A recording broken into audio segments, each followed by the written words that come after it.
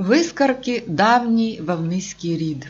И мы уже рассказывали о таких славных вовнижанах, как повстанческая семья Бондаренко, как Антон Волжан и Платон Василенко, которые даже оказались в лагере Сшалково вместе с Нестором Махно.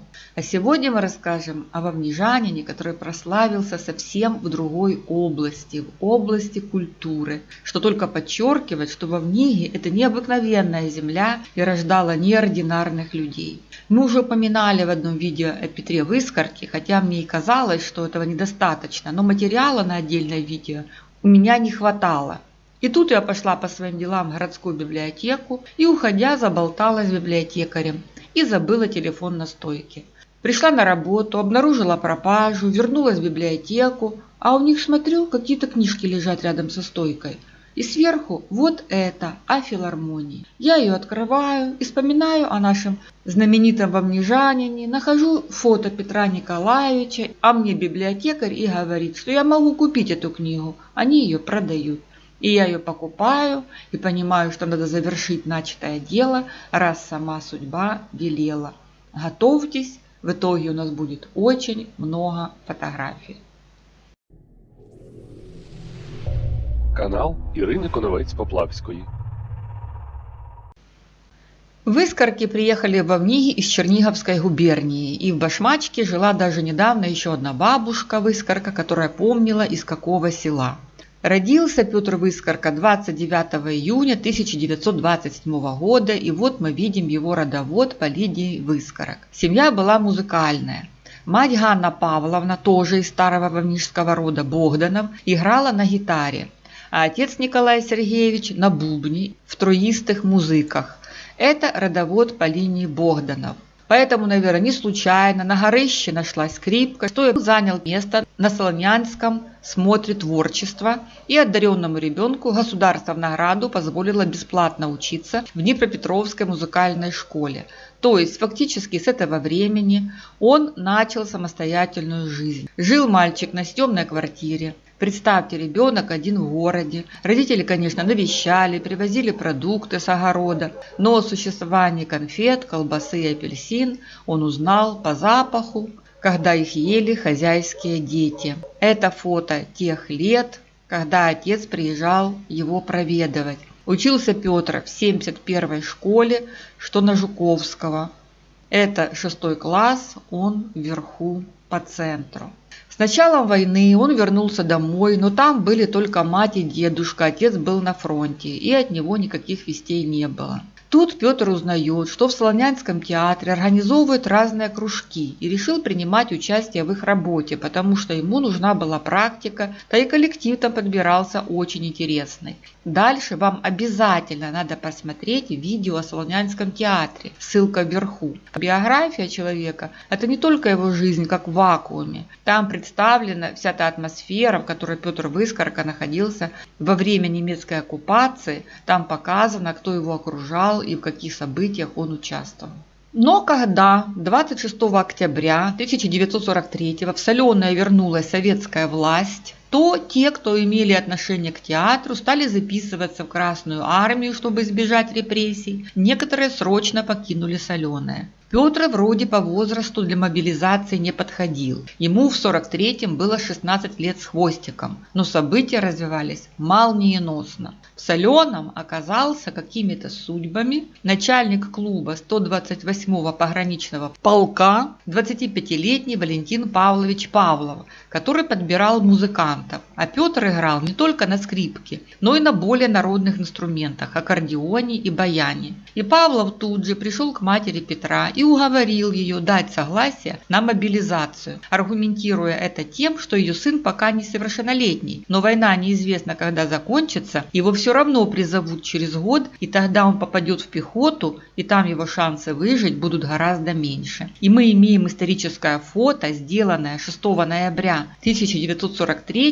по-видимому, возле театра Шевченко. Как он тогда выглядел? Петр в самом центре, над ним кто-то в пилотке. Вот другое фото этого здания, очень похоже, что военные сидят возле 2-й и 3-й колонн. Петра зачислили в 24-й пограничный полк. а 128-й и 24-й полки воевали где-то рядом. 24-й полк входил в состав управления войск НКВД СССР по охране тыла 3-го Украинского фронта. И пусть слово НКВД вас не пугает, потому что в то время в состав НКВД входили и коммунальное хозяйство, и строительство, и другие отрасли промышленности, а также пограничные и внутренние войска, контрразведка. Командиром полка был Степан Елисеевич Капустин, такой вот колоритный персонаж. Интересно, что в полку было много должностей, но 16-летнему скрипачу вручают его музыкальные пальцы именно автомат и назначают стрелком-автоматчиком маневренной группы.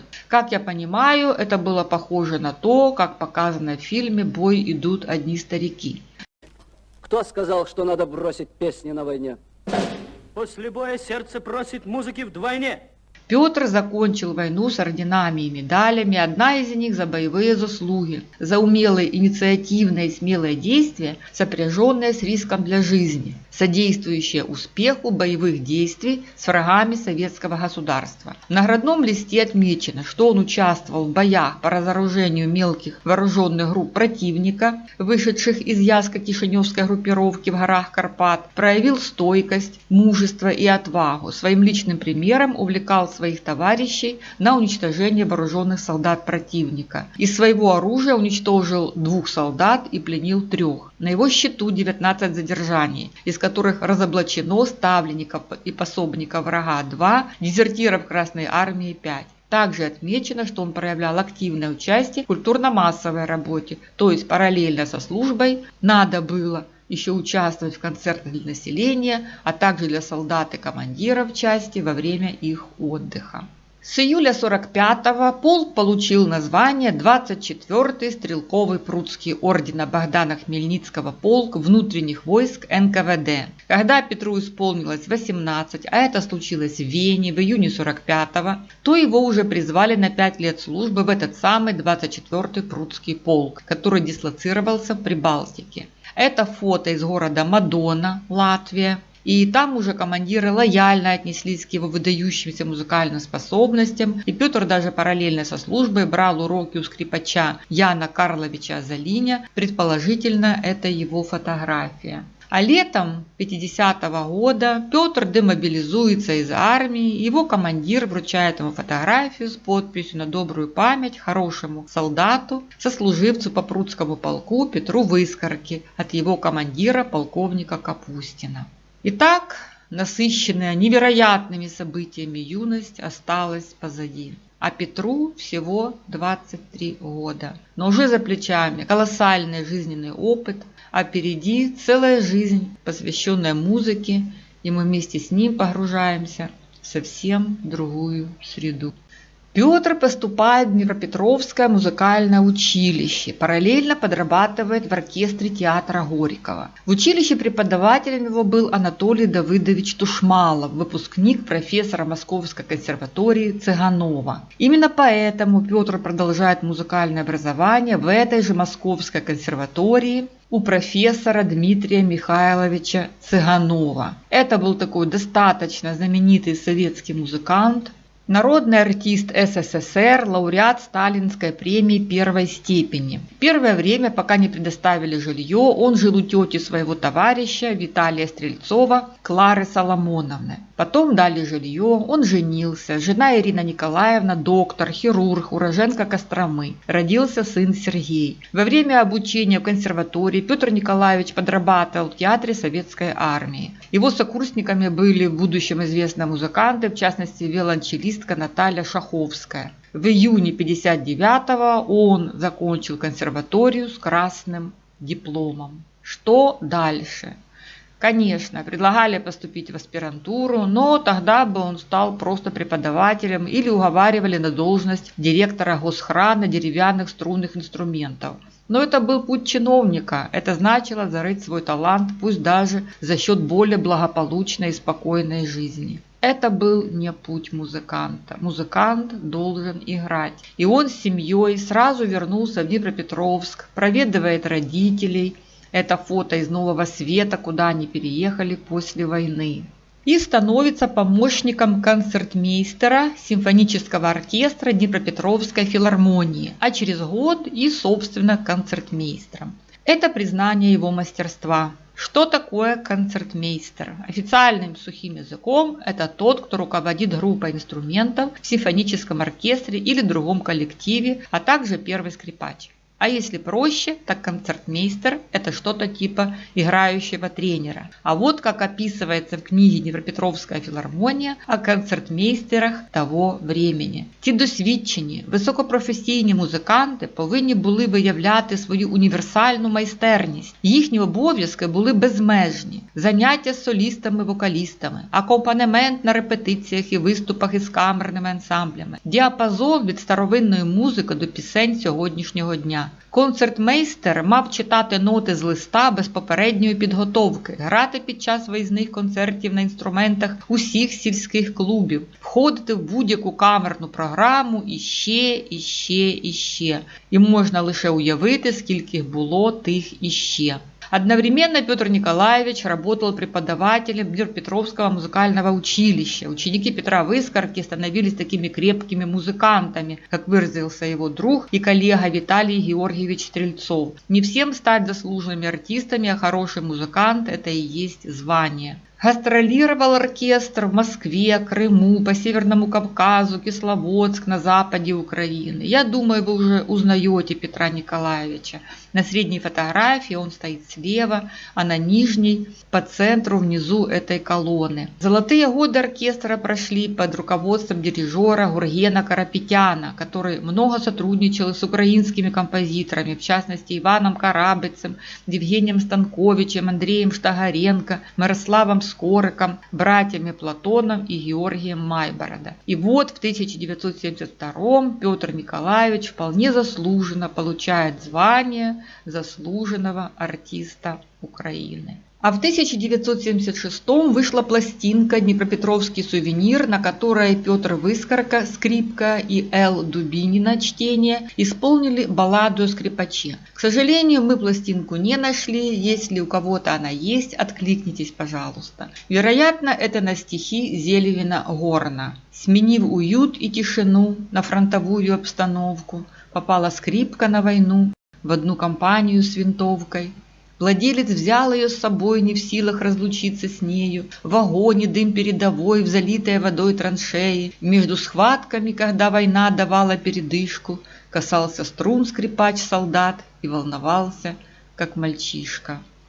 И так далее. Можно себе представить, что трогали эти слова Петра Николаевича до глубины души, ведь там каждое слово было о нем. В 1977 праздновали его 50-летие. Здесь на фото Петр Николаевич в центре, крайний слева Виталий Стрельцов, четвертый слева брат Александр, пятый слева его товарищ врач-уролог Владимир Александрович Черниловский, крайний справа фаготист Евгений Токолов. В 1979 широко отмечали 40-летие Днепропетровского симфонического оркестра. Петр Николаевич здесь стоит в первом ряду, чуть правее центра.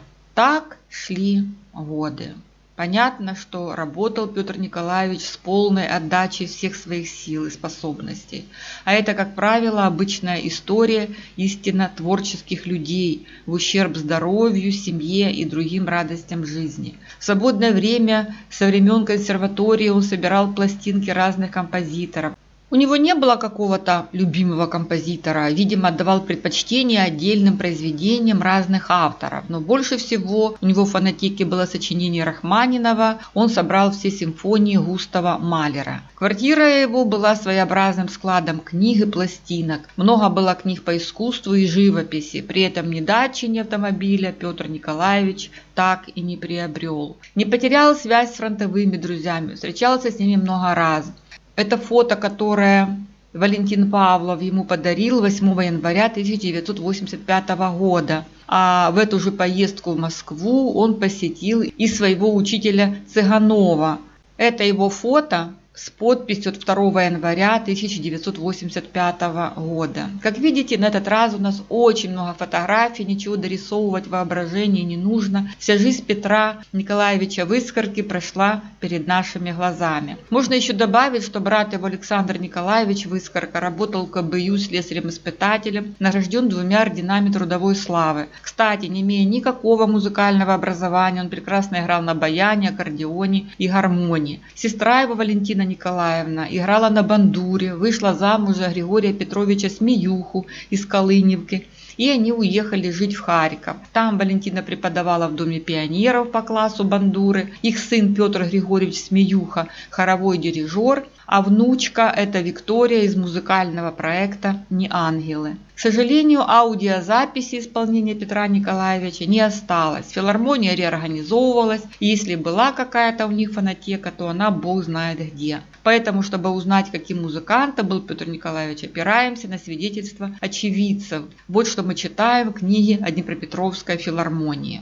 Досвідчений, вдумливий, цікавий, мав особистий почерк виконавця. Багато рецензій отримав Петро Миколайович завдяки своєрідному трактуванню багатьох симфонічних творів. Музичні критики окремо відзначали високий художній рівень соло, які він виконував. Соло скрипки у творах Чайковського, Верді, Рахманінова, Прокоф'єва, Шостаковича і багатьох інших звучали виразно, яскраво, з безліччю відтінків, які вони знаходили разом з оркестром і диригентами. Він знаходився у постійному пошуку і весь час вишукував щось нове. Створив декілька власних сольних програм, організовував з колегами інструментальні дуеты, квартеты, ансамбли. Скрипач Виталий Стрельцов тоже отметил, что исполнение Петра Николаевича имело особое звучание, что достигается хорошим инструментом, виртуозной техникой, но главное – эмоцией, внутренним миром, который окрашивает исполнение разноцветными красками. А чем богаче внутренний мир музыканта, тем полнее и выразительнее его звук. Петр Николаевич, по словам коллег, исполнял оркестровое соло безукоризненно. А это скерцо, собственно, сочинение Петра Выскорки, исполнял ансамбль скрипачей под его руководством. Такой ансамбль был частично общественная нагрузка, а частично отдушина для музыкальной души исполнителей. Полная отдача музыке, высокая требовательность к себе, ученикам и коллегам, ранимость творческого человека. От всего этого организм испытывал огромный стресс, и к 80-м годам здоровье Петра Николаевича стало ухудшаться.